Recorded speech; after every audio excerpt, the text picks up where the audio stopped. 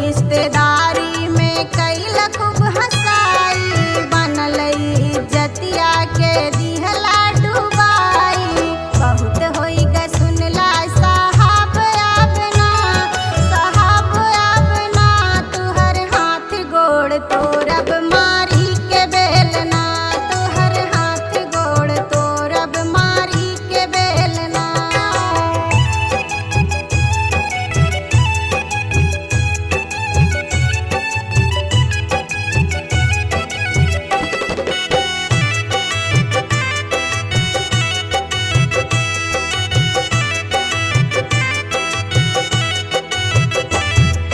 लेके जाला पैसा कुल दारू में उड़ैला, नून तेल सब्जी कुछ घर नाही लैला।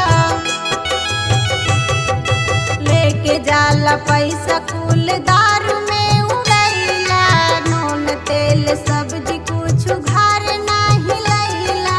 नाही लैला साड़ी ना लैला गहना, ना लैला गहना, तोहर हाथ गोड़ तोरब मारी के बेलना, तुहर हाथ गोड़ तोरब मारी के बेलना।